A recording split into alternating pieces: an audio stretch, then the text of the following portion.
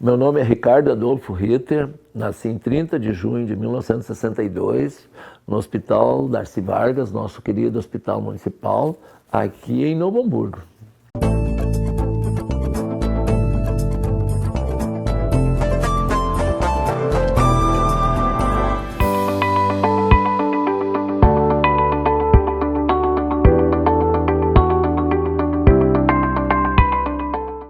Morei dos 0 aos 4 anos ali na Rua Emancipação, na Rua do Sindicato dos Comerciários ali, às margens da BR-116.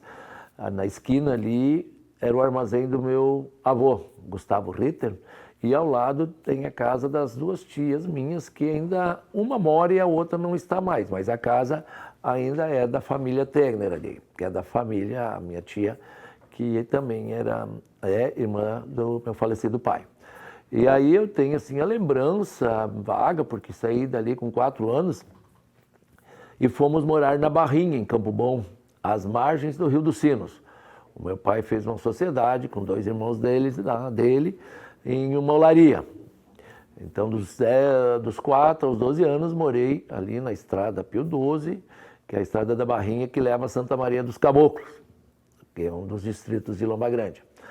Então, me lembro, por exemplo, né, a gente aprendeu a nadar, eu digo que aprendi a nadar, aquele nado biguá no Rio dos Sinos, sem nenhum curso, nada, mas enfim, a gente aprendeu a nadar e eu sempre digo que sem me defender na água. Fiz a primeira, a 4ª série em uma pequena brisoleta que existia dentro das terras da olaria ali, a professora Aida Viana, que ainda está entre nós, mora ali em Campo Bom. A primeira, 4ª série nessa escola, que era uma escola multisseriada, né? Tinha um carreiro para a primeira, um carreiro para a segunda, um carreiro para a terceira e um carreiro para a 4ª série. E a 5ª série eu fiz na escola Washington Luiz, ali no distrito de Santa Maria dos Caboclos, que pertence a Novo Hamburgo daí. A outra escola da primeira, 4ª série pertencia a Campo Bom. Então, assim, da lembrança, muita vida relacionada ao Rio dos Sinos, a gente pescando, bastante lambari, um peixinho bom de comer, bem fritinho. Enfim, verão, um rio limpo, completamente despoluído, que era um local de muito lazer que nós tínhamos ali à disposição, à frente da casa. Atravessava a rua ali, enfim, era muito próximo, né? Sou mais velho de 5 irmãos, então quando a mãe ia no rio para lavar a roupa, a gente ficava cuidando dos irmãos e fazendo comida, descascando batata, cozinhando arroz, preparando feijão. Era cozinheiro mais ou menos na época. Em 74, daí com 12 anos, nós viemos morar ali onde estamos até hoje, na Rua Pedro Carneiro Pereira. Meu pai comprou outra olaria ali, ele desfez a sociedade com os irmãos lá em Campo Bom e daí viemos para ali. Bem, dos 12 anos em diante, estamos na mesma rua, constituí também família, criei filhos, já estou criando netos ali. E me lembro, enfim, quando chegamos, daí eu fui estudar no 25 de julho, estudei em 75, 76, 77 no 25, em 78, 79 e 80 no Liberato, e 81 fui para o quartel. O pessoal acha que eu moro na Rondônia, não é que eu tive um relacionamento mais forte talvez com a Rondônia, porque o time de futebol da Várzea era o Internacional da Rondônia, a minha esposa é da Rondônia. Meus filhos estudaram todos no Elvira Brandigrim, que é na Rondônia. Eu tenho, assim, agora uma proximidade maior com o pessoal do Rondônia, do futebol, da Escola Protegidos, com o time do Farroupilha, que também é futebol varziano. Então, a gente teve, assim, né, um vínculo bastante forte com a Rondônia, mas também sem esquecer ali aquele entorno do Visital para os mais antigos, mas é o Mundo Novo ali, né? Onde é um mundo novo, para aquela região ali da escola Anita Garibaldi, há um tempo atrás, tudo ali a gente chamava de Visital. E depois agora ficou tudo Canudos ali, né? Mas eu moro em Canudos mesmo, nesses 50 anos, quase 51 agora já. A origem de eu gostar de boteco, é isso aí. O meu vô Schunk, ali da rua 3 de Outubro, ele era bicheiro. E aí eu ia nas férias para lá, né? E ele era um secão alto, assim, e ele tinha Parkinson. Aí enchia um martelinho assim, e chegava pelo meio martelo, mais ou menos, assim, para ele dar uma bicada. E eu ia com ele ali, né, guri, 7, 8, 9, 10 anos, e aí me dava sorvete seco, língua de sogra, aquelas pipoca doce, coisa de doce que criança, né? E eu sempre, daí que ele ia pro boteco fazer jogo de bicho, eu acompanhava ele, ali na rua 3 de outubro, era o armazém do seu Pandolfo, né? O prédio tem até hoje lá, mas não é mais os proprietários, nem sei quem é que tá o proprietário ali, mas o vô Schunk, né, o pai da minha mãe, era bicheiro, assim, Edgar Schunk. E daí eu acho que eu me gostei de boteco, que ele também ia lá, conversava com os outros, todo mundo chegava para conversar com ele, fazer o joguinho de bicho. Eu fui gostando e me habituei. E na Olaria, lá nós tínhamos ao lado da Olaria um campinho de futebol, no banhado lá. E nesse campinho de futebol que nós fizemos era cercado de maricá, né? Uma parte do maricá é uma árvore do banhado, para quem não conhece, cheia de espinhos, não para uma bola de futebol inteira, né? Sempre fura, porque tem uns espinhos bem, não longos, são curtos, mas muito fortes. E a gente sempre gostou, entre a gurizada da vila, entre a gurizada da minha idade ali que nós jogávamos, eu me saía relativamente bem. E aí depois, quando o campo de futebol, que era esse do Internacional da Rondônia, que era ali na sinaleira do Bauer, logo à direita, ali eu comecei a jogar assim, as primeiras partidas de futebol, e eu gostava, dava para correr bastante, e eu peguei gosto assim por futebol. Depois, quando eu fui para a escola, para o 25, quando eu estava lá, aí fazia educação física também, eu sempre tive um bom preparo para a corrida.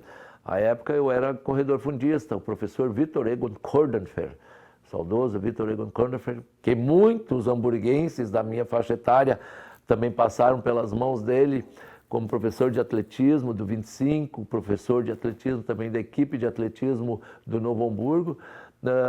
Enfim, a gente vai descobrindo na juventude, né, qual a tua modalidade preferida.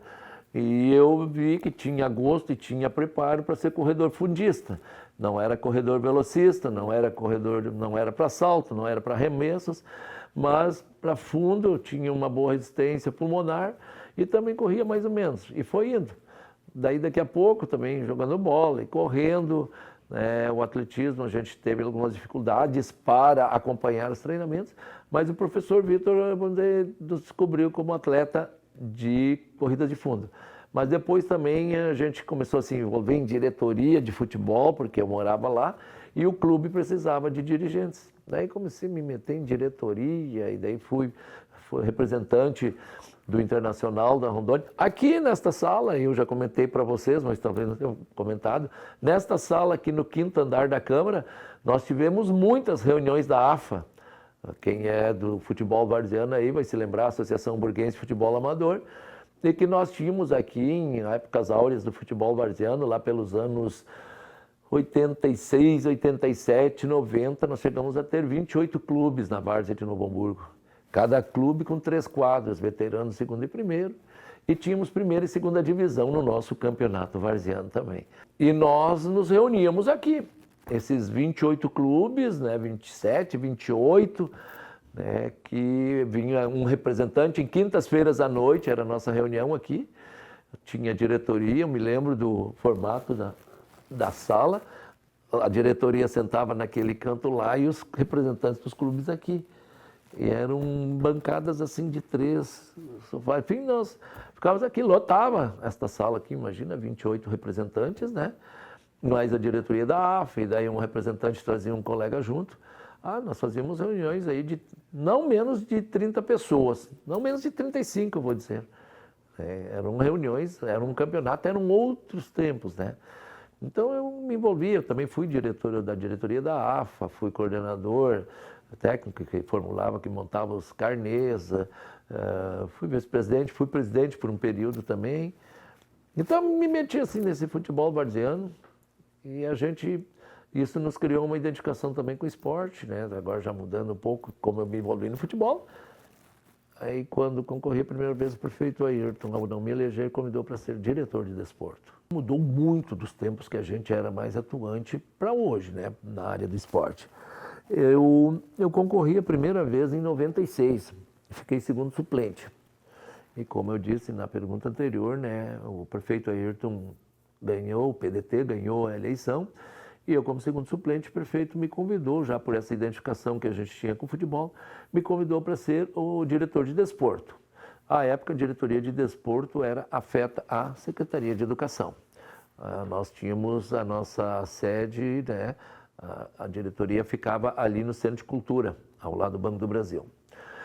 Nós tínhamos outras possibilidades, enfim, o Campeonato Varziano ainda tinha uma força, não aquela força que eu cito lá de 87, 88, mas tínhamos ainda em torno de 12, 15 clubes aí que disputavam o Campeonato Varziano.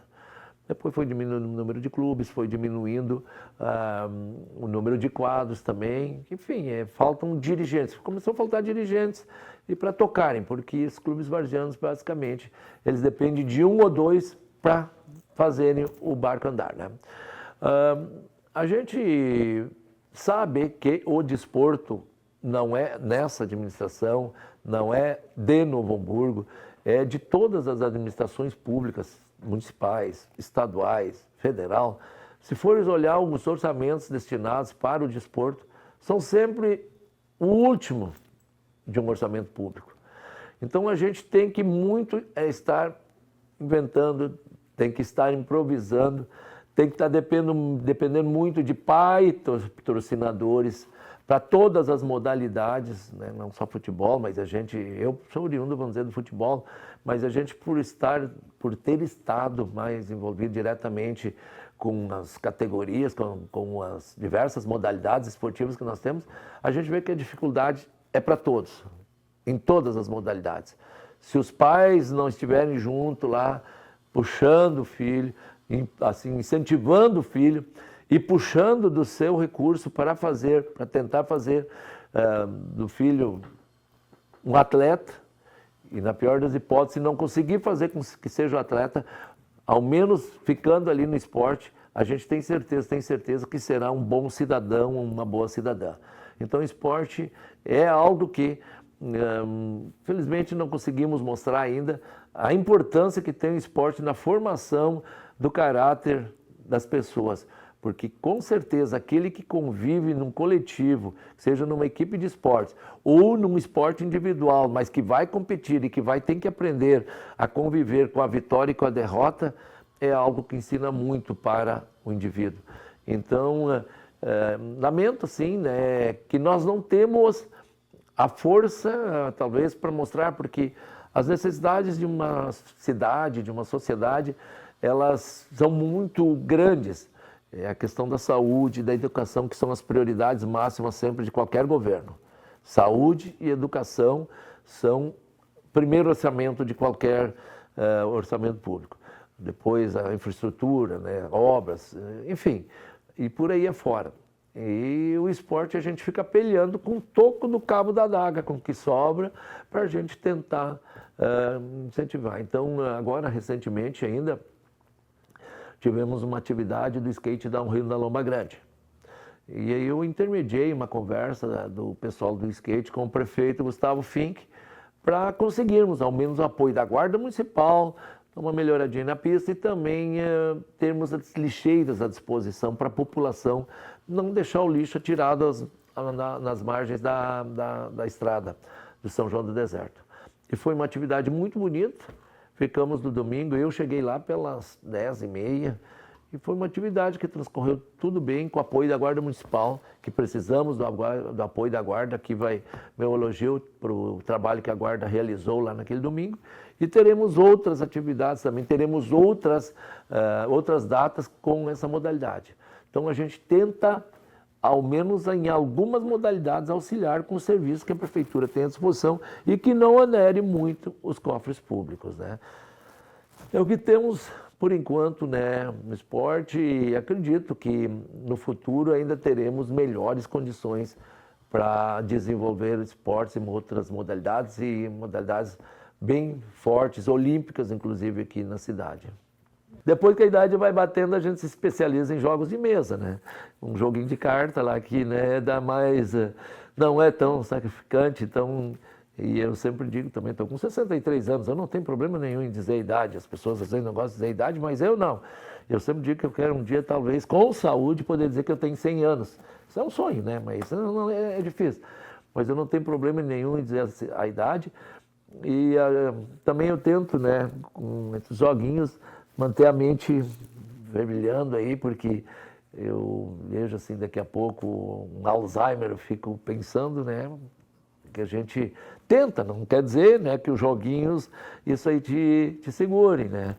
Também os bailezinhos aí que a gente vai dos idosos aí, eu gosto quando tem baile aí, esses bailes de igreja aí, eu tô indo, né, e gosto de arrastar o pé. Então, quem me vê para um salão, se gostar, eu gosto de dançar, não tem problema, e digo, é uma coisa que eu gosto, né. Não vou lá para uma namorada, nada, é para dançar. Então, a gente vai para se divertir. Em 92, eu já tinha sido convidado pelo então candidato a prefeito, pelo PRN, José dos Santos, para concorrer a vereador. Porém, em 92, eu não estava com disposição e eu estava comprometido em auxiliar o presidente da Sociedade Esperança, na época que eu trabalhava, e que se elegeu vereador naquela oportunidade, José Fernando Scheidt. Ali foi um grande aprendizado para mim. Aí eu não concorri em 92, mas em 96, o então candidato pelo PDT, José dos Santos, me convidou novamente. Eu aceitei, mas aceitei assim também, me bata, mas não, se não votar também tá bom, né? Pode colocar, mas se não. Eu nunca me esqueço que eu tive uma conversa com ele ainda uma semana antes de oficializar os nossos nomes. Isso foi lá por fevereiro ou março de 96, porque na época a campanha era de 6 meses. Ainda era voto escrito, né? E ele insistiu, não, vamos lá, vamos ser candidato, vamos lá. Eu digo, tá bom, então vamos lá, aceitei o desafio. Aí eu fui candidato e fui relativamente bem sucedido nas urnas, fiz 1.176 votos, fiquei segundo suplente, como eu já falei anteriormente, e ali a gente ficou daí nessa cachaça. Em 2000 novamente concorri, aí na de 96 faltaram 120 votos para me eleger. Em 2000 eu fiz 1.377 votos, e aí faltaram 20 votos para me eleger. Porém, com a conjuntura política da época, o prefeito Ayrton dos Santos e o PDT ganhou a segunda eleição, ele foi e tirou um vereador nosso eleito aqui, que foi o Soli Silva, e levou para a Secretaria de Obras.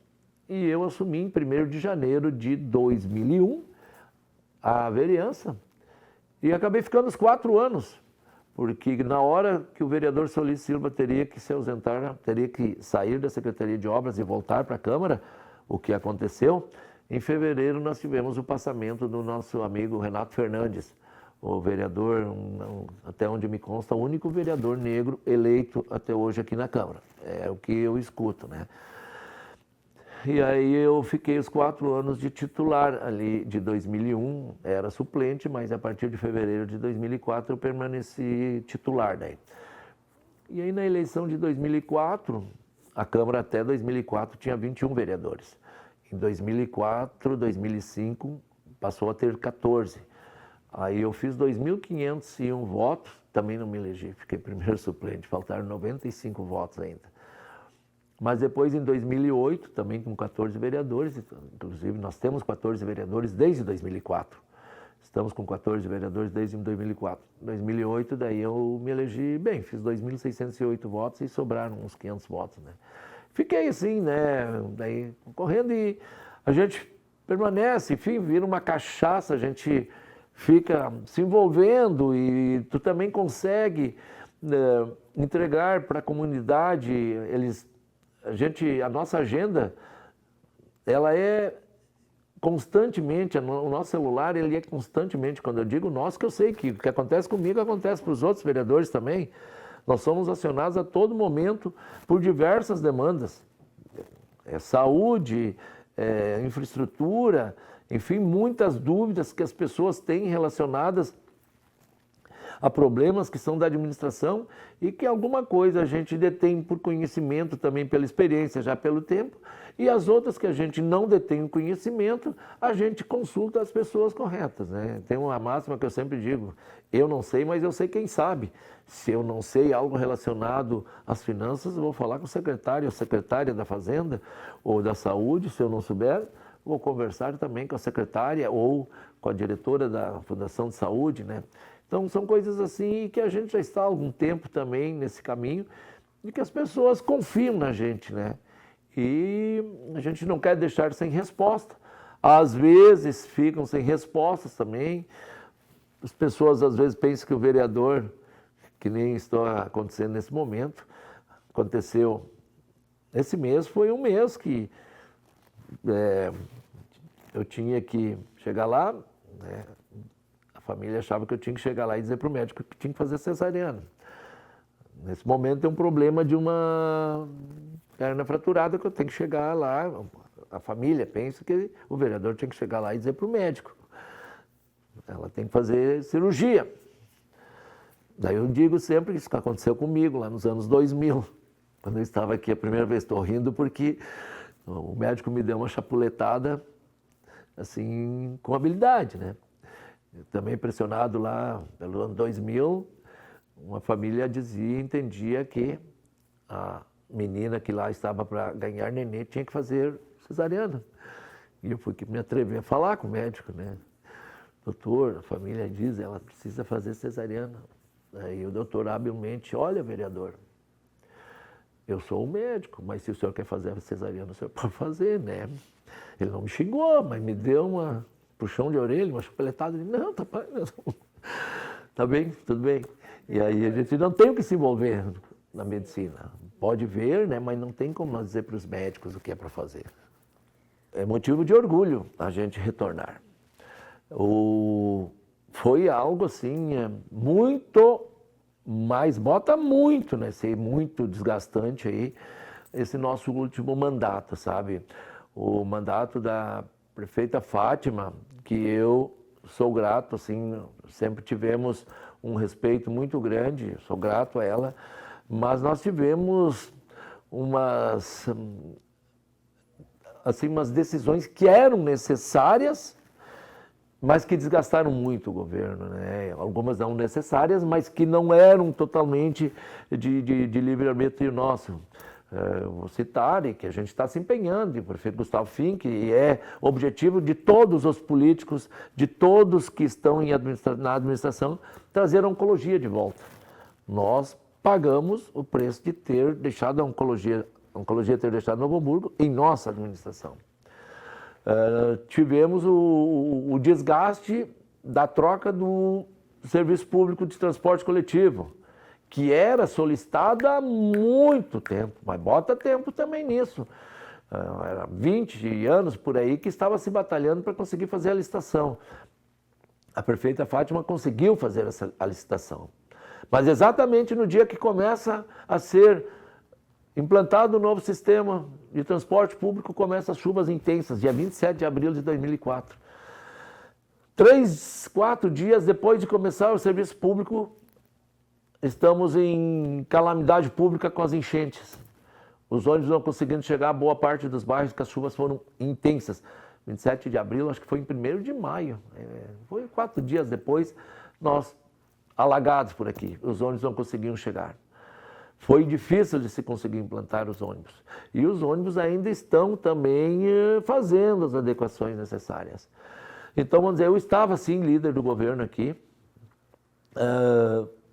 Foi algo assim que a gente era o interlocutor entre o que o executivo queria implantar na cidade e com os colegas parlamentares. Alguns projetos foram muito desgastantes, né? Foram que nem as adequações que eram necessárias e que foram feitas junto à questão do funcionalismo, que é a PEC 103, aprovada em novembro de 2019 pelo Congresso Federal, nós tivemos aqui que implantar. É algo que dói muito, a gente ainda seguidamente é questionado sobre a questão do desconto dos 14% dos aposentados. Eu tenho familiares muito próximos de mim que também professoras aposentadas que também questionam isso, mas nós tínhamos que fazer.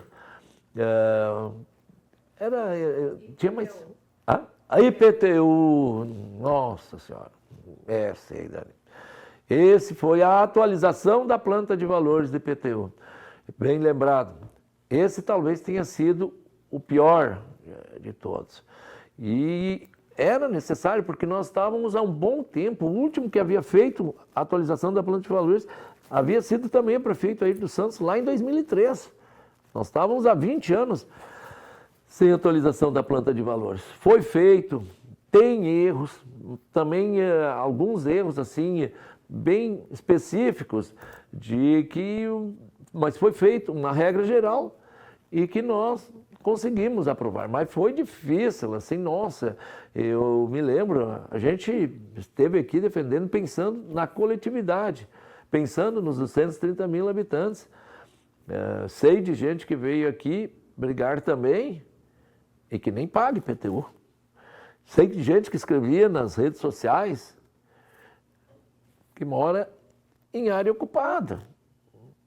E um especificamente que eu conheço, que mora perto de casa, não paga nem água nem luz, né?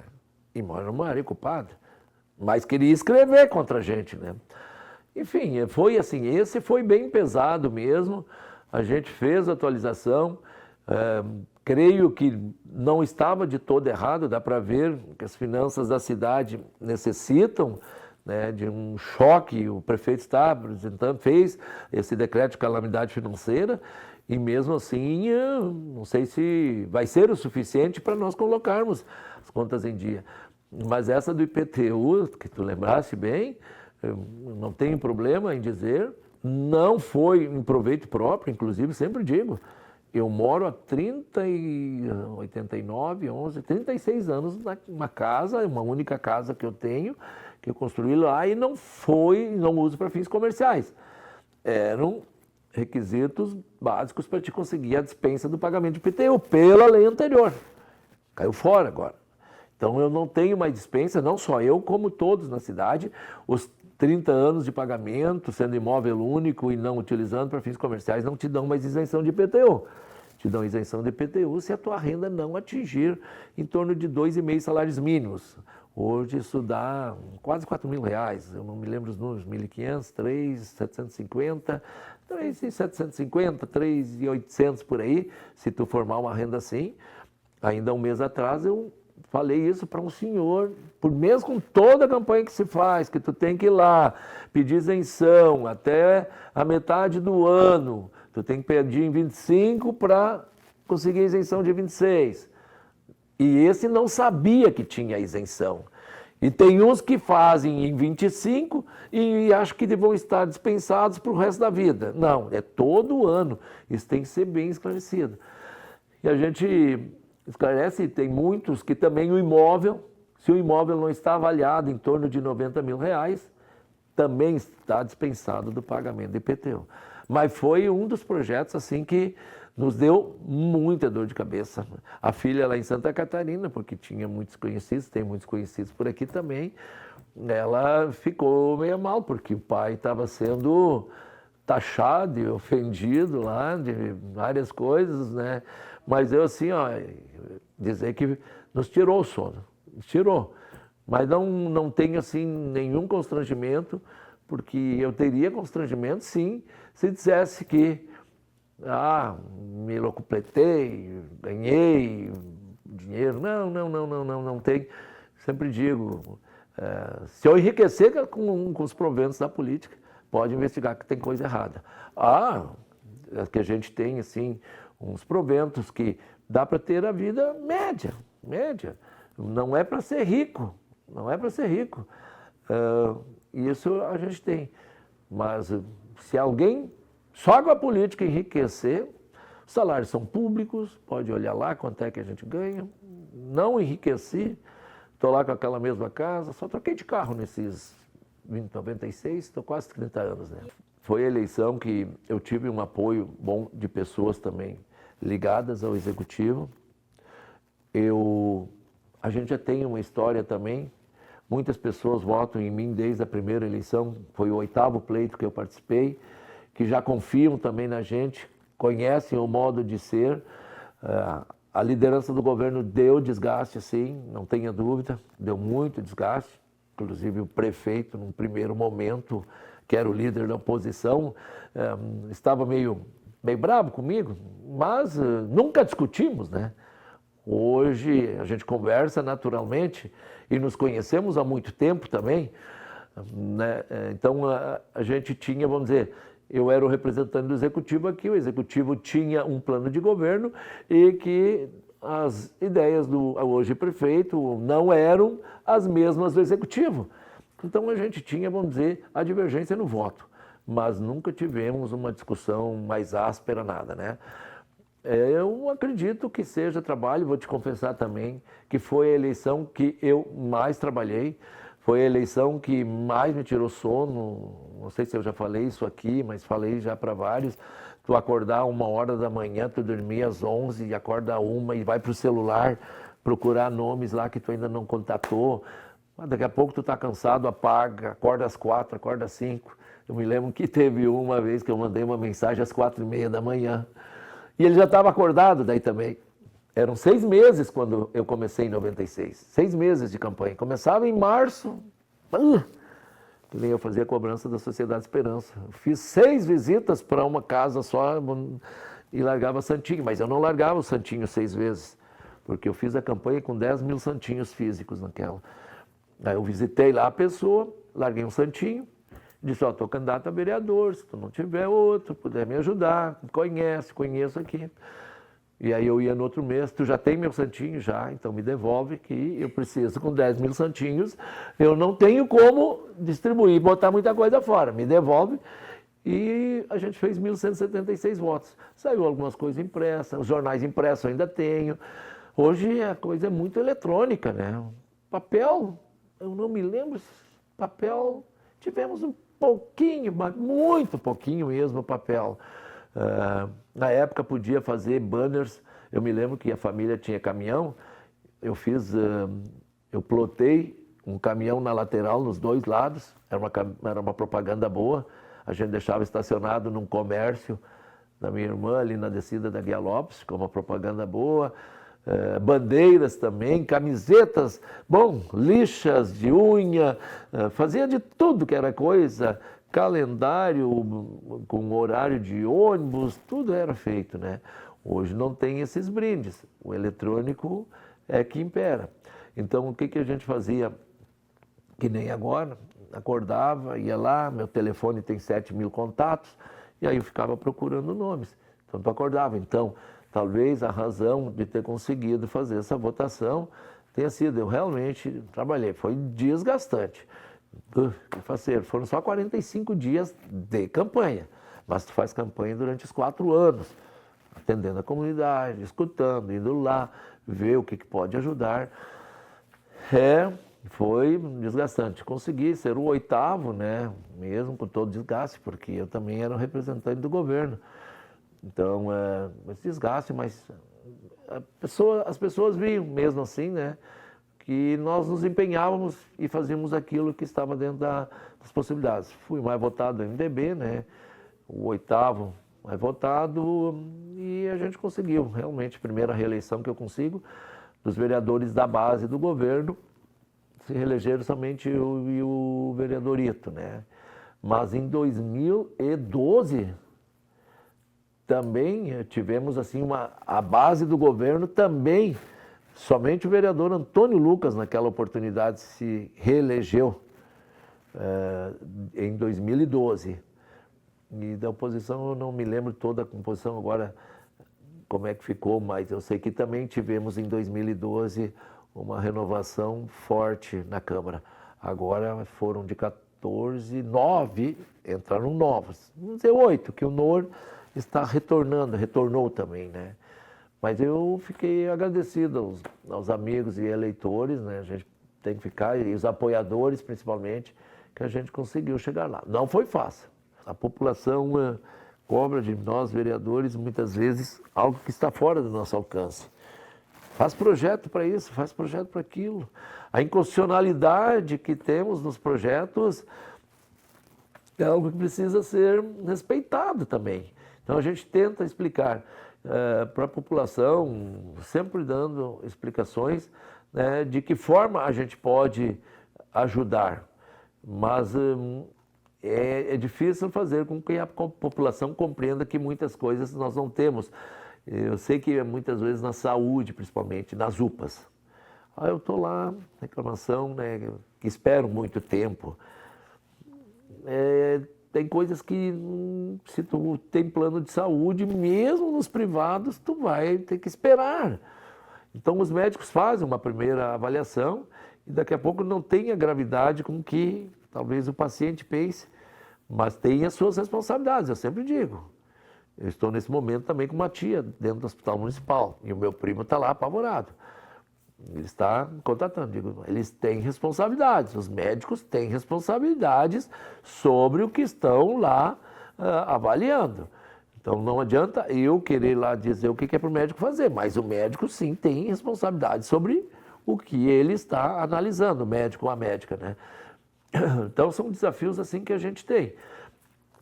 E ver o que eu sempre digo, eu estou aqui, o meu telefone é público, não me escondo atrás do telefone, problemas a gente está ali, posso demorar um pouco a responder, às vezes fico sem atender também, a gente participa de muitas reuniões, fica sem atender, mas peço naquelas mensagens automáticas ali, que ligue mais tarde, enfim, e que a gente quer estar aí para tentar diminuir os percalços da população, né? Diminuir as mazelas, os problemas que a população tem.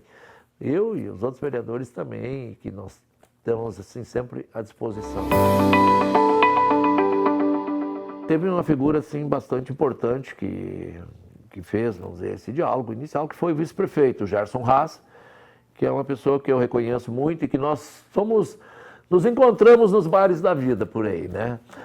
Não é segredo que eu também sou frequentador de boteco, e boteco lá da Vila das Flores, quanto para o boteco da Maurícia. E o Gerson Haas, um dia me ligou, né? Me lembro, acho que era dia 19 de dezembro, tem a data assim mais ou menos.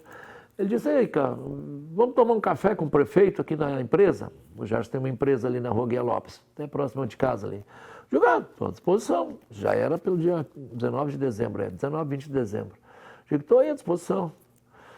E fui lá, conversei com eles, conversamos bastante tempo, como eu disse, nunca houve uma troca de ofensa entre nós, nunca. E aí a gente fez, lá no Gerson fez uma conversa inicial, porque na verdade a reunião era para ser às 11, e eu só consegui chegar às 11h30, passando já de 11h30. E aí a gente marcou um outro encontro, daí ele jantou lá em casa no dia 29 de dezembro. E a gente continuou com esse diálogo, né? Ele tem muitas ideias, tem vontade de transformar a cidade, e o diálogo começou ali e continuamos, né? Eu e ele. Porém, ele já... isso foi publicizado, né? Ele, com a vereadora Daia e com o vereador Nor, já haviam tido outras falas anteriormente. Bem, tinha um vereador que ainda não tinha conversado com ele, mas que conversamos daí, né, no final de dezembro, e essa aproximação daí com o MDB, a qual eu sempre digo, inclusive nas reuniões do diretório, nas reuniões da executiva, que eu sou particularmente favorável a nós fazermos parte, sim, da base do governo, entendemos e fizemos a leitura das urnas, o que as urnas disseram para o município de Novo Hamburgo. Ele fez mais de 50% dos votos, fez 63 mil votos, e eu acho que percentualmente dava também dava mais de 60% dos votos também. Então a gente interpreta que a população queria alguma mudança e vamos também ajudar dentro daquilo que é possível. Aí o MDB está entrando, está ainda em conversas nesse momento com ele, né, para ver de que formas o MDB esteja. Os vereadores estão, sim, os vereadores Rica e Nor estão apoiando lá no momento. A vereadora Daia também está junto e a gente está trabalhando para que a cidade desenvolva. A gente quer trabalhar, eu sempre digo, eu não sei ser um cara de procurar problemas, eu quero ajudar a encontrar soluções. E nós temos muitos problemas. A cidade ideal é uma coisa, a cidade real é bem diferente e nós temos que encarar a realidade, o orçamento que temos e fazer aquilo que está ao alcance do orçamento que temos. A cidade real é bem diferente da ideal. A ideal é um sonho e que se a gente pudesse, eu tenho certeza que todos os administradores gostariam de ter a cidade ideal. Mas temos muitos problemas a serem resolvidos, seja na área da saúde, na área social. A gente, infelizmente, temos muitas pessoas. Eu falava com uma pessoa da cidade de Casca ontem, 10 mil habitantes. Agora não estou lembrando quem é, mas ele falando, né? E eu perguntei se tinha morador de rua, não tem. Tem assalto, não tem nada. É outro nível de vida da nossa agitação aqui, né? Então seria uma cidade ideal, é uma cidade de 230 mil habitantes, como Novo Hamburgo, e talvez com a tranquilidade de ter o mesmo modo de vida de uma cidade de 10 mil habitantes, que é um sonho, né? Bem, uma das ações que estão sendo feitas, eles estão levantando o dique lá no Santo Afonso, que o bairro mais atingido foi a Santo Afonso, né? Canudos ainda não temos os diques para evitar as enchentes. Nós temos as casas de bombas ainda ali, né? No caso, a casa de bombas da Santo Afonso não foi suficiente, não resolveu porque a água transpôs o dique, né? Sobre a casa de bombas, inclusive, uma pequena parte que eu apresentei um projeto no ano passado e que foi aprovado por unanimidade, no qual obriga o executivo a ter no seu site as condições em que se encontram as bombas, por enquanto, as bombas da casa de bombas da Santo Afonso. Porque eu digo por enquanto, as bombas da casa de bombas da Santo Afonso, porque logo deveremos ter casa de bombas também em Canudos, que dizem como estão. Por que disso? Porque existiu um momento que deu uma chuva forte, as casas de bombas são para tirar a água que está do lado de cada dique para o rio. E quando a chuva forte, quando a chuva muita água em pouco tempo, a bacia de contenção lá na Santo Afonso ela é insuficiente para toda essa água, e aí a água é retida e o bairro Santo Afonso lá começa a ser atingido com as águas que voltam, né?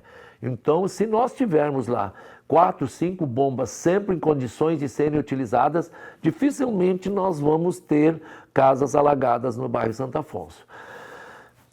Assim, essas chuvas intensas, eu quero acreditar que nós nunca mais teremos um evento climático dessa magnitude como foram as chuvas de 2024. Quero acreditar nisso. Tivemos na década de 40. 40 não tão intensa, né?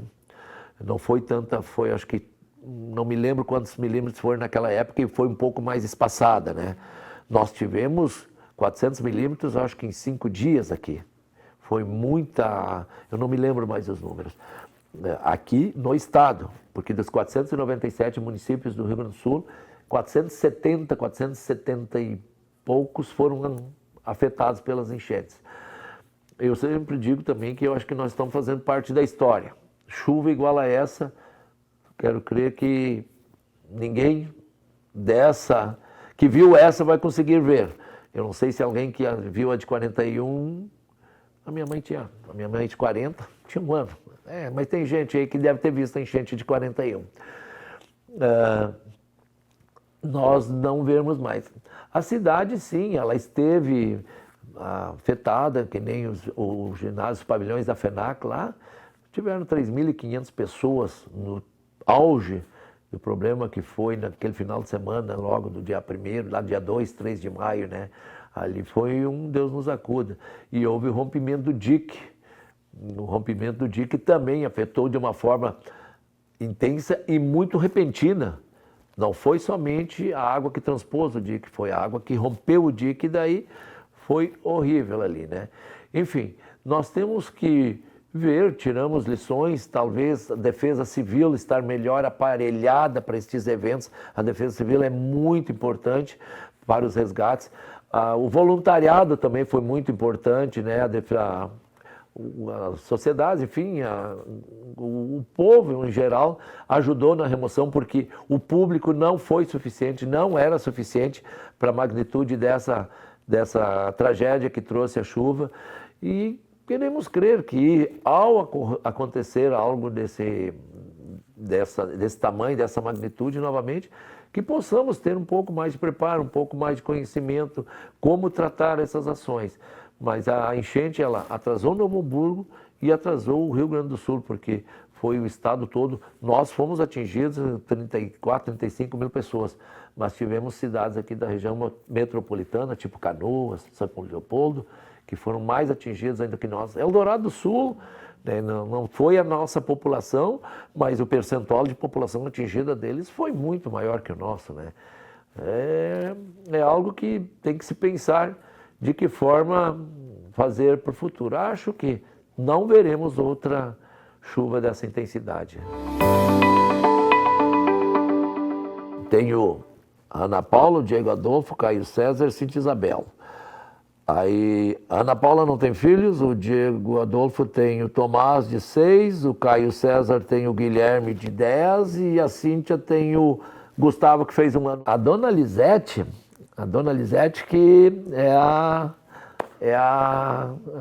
santa da casa lá, porque para me achar em casa é uma briga, viu? E aí os filhos já estão habituados, porque eu também, antes de estar na política, eu estava em campos de futebol por ali, né? Sempre na rua. Então, o convívio, assim, é visitas de vez em quando, né? Em casa, indo aos filhos, que nem a gente foi, a filha mais nova, essa mora em Santa Catarina, a gente foi visitá-la, né? Então, a gente se encontrou todos lá, foram os outros também foram, né? E estava toda a família lá. Eu, em domingo também, um pouco é que a família se acostumou com a ausência do pai mesmo aos domingos, que o futebol era em domingo, né?